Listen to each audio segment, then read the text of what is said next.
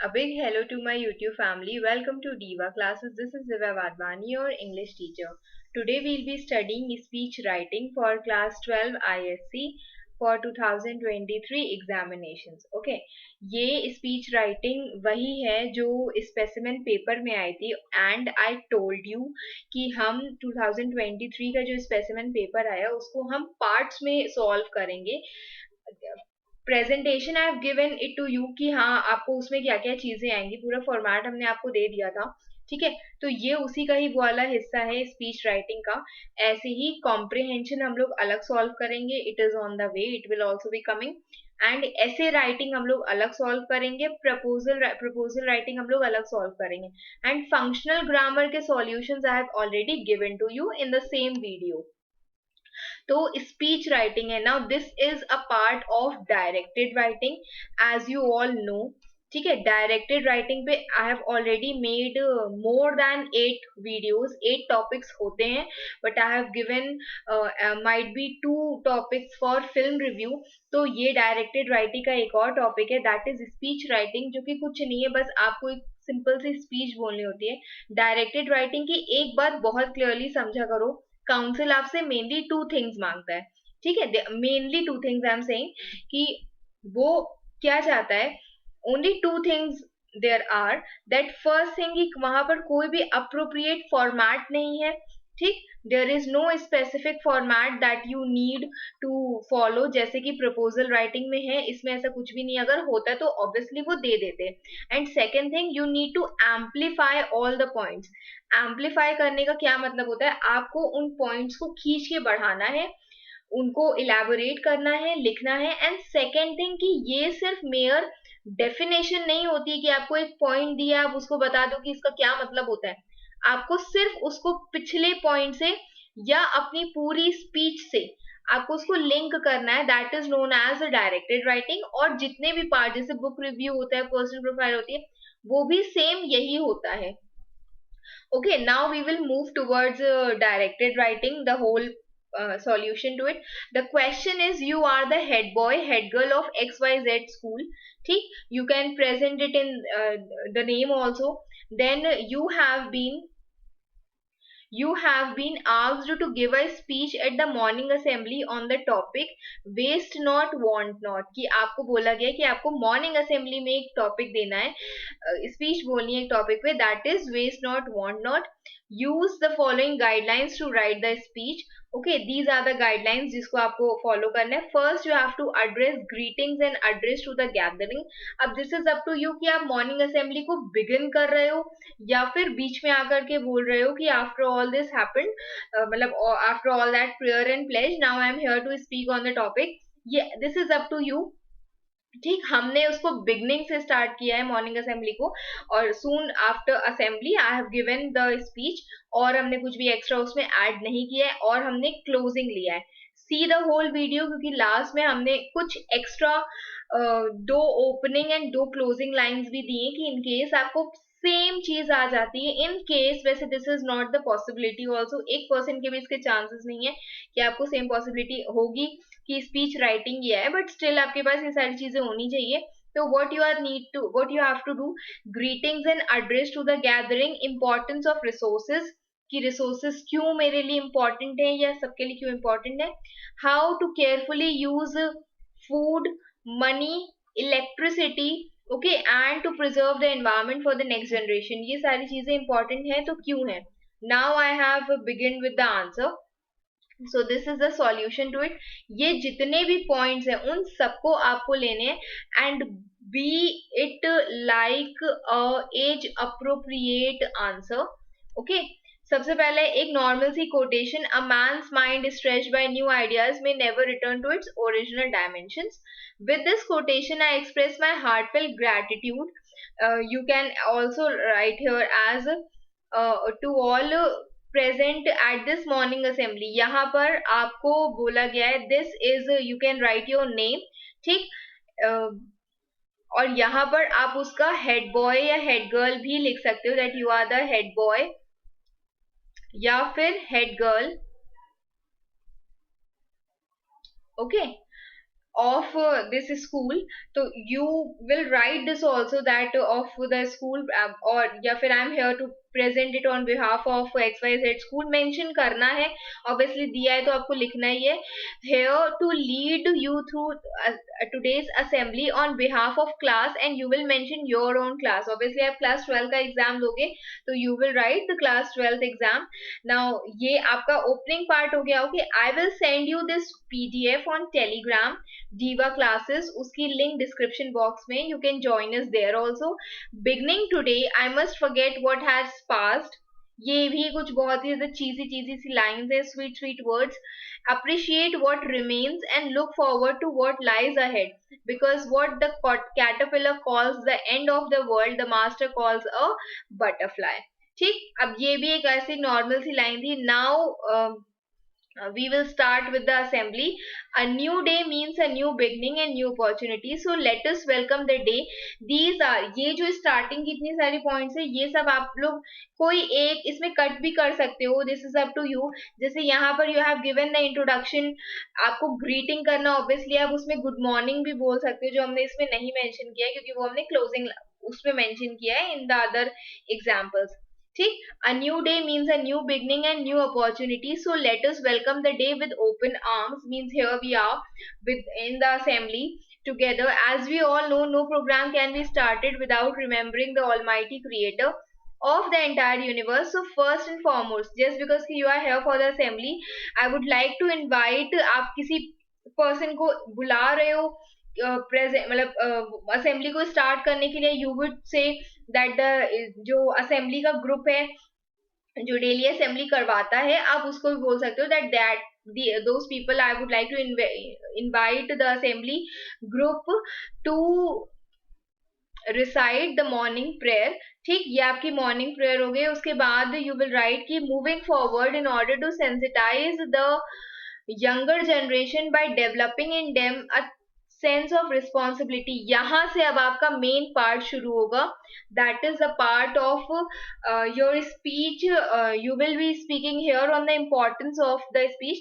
तो आप यहाँ पर स्टार्ट कर रहे हो. ओके, ये मतलब यहाँ पर देखो एक आध मार्क्स आपको यहाँ का भी मिलेगा क्योंकि आप लोगों को एड्रेस कर रहे हो that good morning, a warm and healthy good morning to everyone. ये आप ओपनिंग में कर रहे हो, उसका आपको मार्क्स मिलेंगे. Then comes your main part जहां से आपकी स्पीच स्टार्ट होती है. That you have to tell कि जो भी आप स्पीच बोलने जा रहे हो वो किस चीज के लिए. तो यू द पर्पस, ये उसी स्पीच का ही पर्पस है. in order to sensitize the younger generation by developing in them a sense of responsibility to convey our precious natural resources, I would like to present before you all a speech on the topic. अब ये आपका main topic है, इसको लिखना मत भूलना अपनी copies में जब भी आप इसको, अगर इन केस ऐसा कुछ भी आता है. ठीक, अभी हम भूल गए थे, हमने इसको फिर से एडिट किया है तो ऐसा काम मत करना. Okay, now the first point is, जैसे इसमें जो है वो फर्स्ट पॉइंट दिया हुआ है. the first point is ki greetings and address you have done. now you will be telling the importance of resources. तो ये सबसे पहला पार्ट है, that is the importance of resources. यहाँ पर हम लिख देते हैं इसको.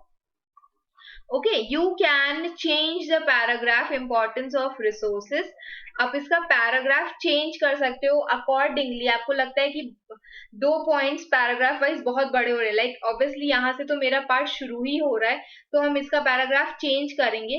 ठीक, और उसके बाद यहाँ से हम हर काइंड ऑफ रिसोर्स की अलग अलग इंपॉर्टेंस बताएंगे जैसे कि उसमें दिया हुआ था.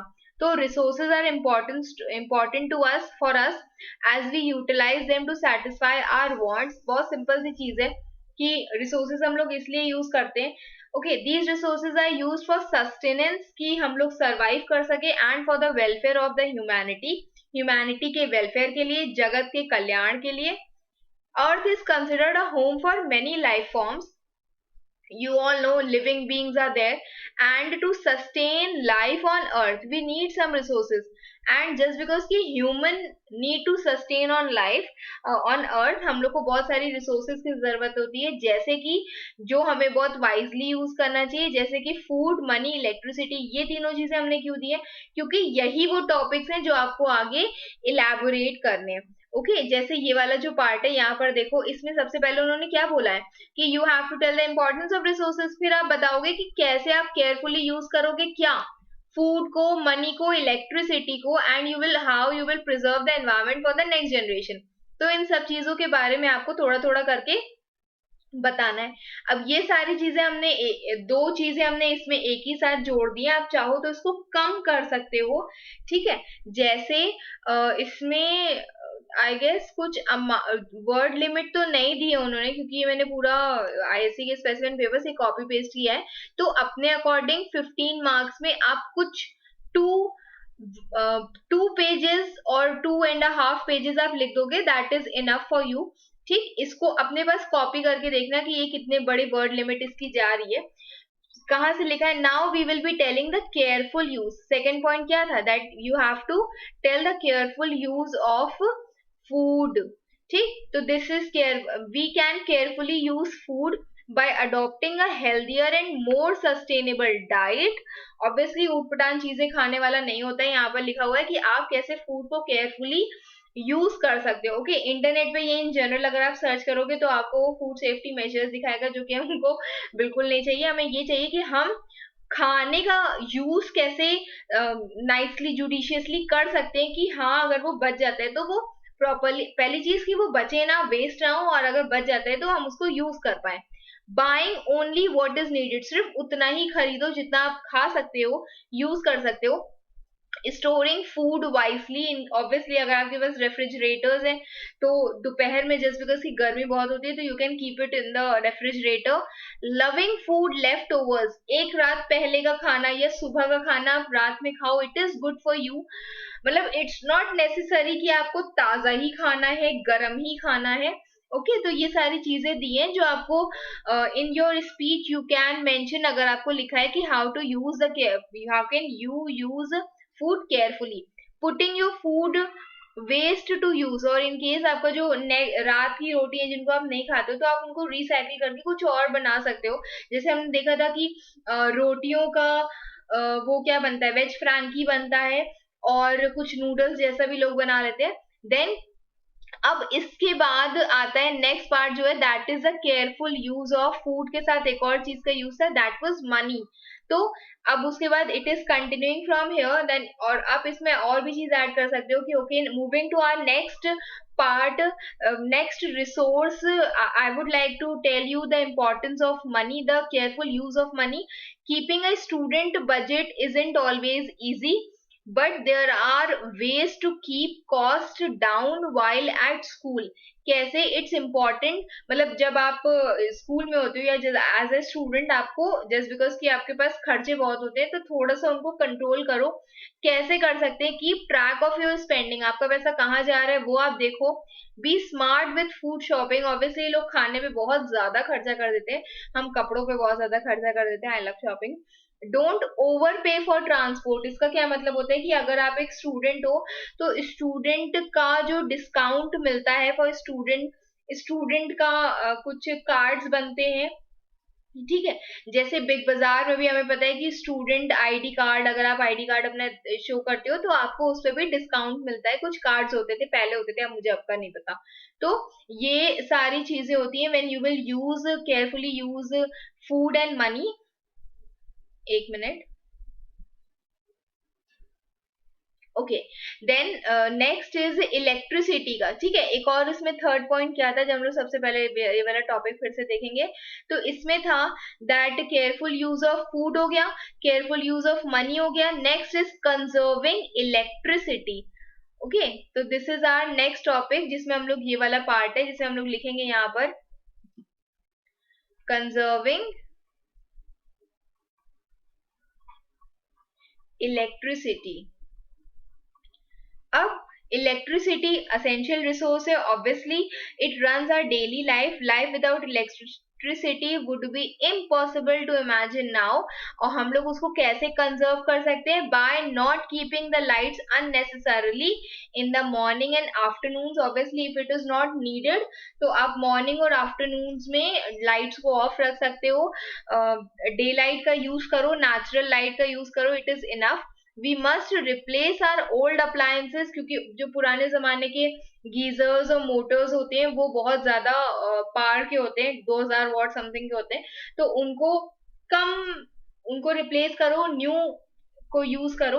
ओके, और बहुत सिंपल सिंपल सी चीजें हैं, that turn off the lights and switch off the fans whenever you are leaving the room. तो ये सारी चीजें आप इसमें ऐड कर सकते हो कि हाँ, you should conserve the energy because India is getting short of energy. It will be good if you add some current data on it as well. ठीक, फिर उसके बाद लास्ट है that you preserving the environment, था हम लोग का last topic. तो ये भी आप यहाँ पर लिख सकते हो, प्रिजर्विंग द एनवायरमेंट। ठीक है, और इसके लिए कोई भी, एन भूल गए हम, इसके लिए कोई भी स्पेशली आपको हेडिंग्स नहीं मेंशन करनी है। एक नॉर्मल सी स्पीच है या नॉर्मल सी पर्सनल प्रोफाइल है, नॉर्मल सी फिल्म रिव्यू, उसमें कोई जरूरत नहीं है कि आप अलग अलग से हर चीज की हेडिंग शो करो, सिर्फ पैराग्राफ चेंज कर दो, दैट इज इनफ। फिर इसमें लिखा है कि we come to the conclusion that we must preserve environment for the next generation. ये हम लोग कैसे कर सकते हैं? Through sustainable consumption. कुछ simple choices for a healthier planet are, कि हम लोग कैसे कंजर्व कर सकते हैं हम लोग के एनवायरमेंट को। चीजों को खर्चा वर्चा कम करो, चीजों को रीयूज करो, रिसाइकिल करो, cut down on what you throw away, जो चीजें हम लोग बाहर फेंकते हैं उसको थोड़ा सा कम करो, उसको इस्तेमाल करो। Okay, volunteer for clean ups in community, की अगर कुछ मतलब इफ इट इज नीडेड तो आप साफ सफाई मेंटेन करके रखो। देन वाटर कंजर्व करो, इट इज मोस्ट इंपॉर्टेंट। कल कभी हमने देखा कि एकदम टैप ऑन है, लोग बाल बना रहे हैं, सॉरी बाल बना रहे हैं, ब्रश कर रहे हैं, तो वो चीज नहीं होनी चाहिए। Then shop wisely, obviously spend your money wisely, use long lasting light bulbs जो जल्दी खराब नहीं होते हो। Okay, then plant a tree. तो दीज आर द थिंग्स जो आप यूज कर सकते हो। एंड उसके बाद आता है मेरा final part of our Monday morning assembly, या जो भी दिन आप उसको यूज करो। Okay, stand at ease now. अब क्या कर रहे हो, यहाँ पर आप थैंक यू भी बोल सकते हो, जैसे लोग ऑब्वियसली बोलते हैं, उसके भी कोई नंबर नहीं कटने वाले। ठीक है, जैसे एक नॉर्मल असेंबली के टाइम पर आप बोलते हो, आप वैसे उसको बोल सकते हो। उसके लिए आपको मतलब ऑब्वियसली लिख रहे हो। तो उसके बाद now stand at ease assembly disperse, now it is over, now students will go to their classroom in the lines. Thank you all. We take your leave with the promise to be here tomorrow with new thoughts. अब this is up to you. आपको ये लिखना है, लिख सकते हो, नहीं लिखना है नहीं लिखो। इसकी कोई भी मार्किंग नहीं होगी, क्योंकि ये एक स्पीच राइटिंग है जिसमें ये पार्ट नहीं दिए हुए हैं।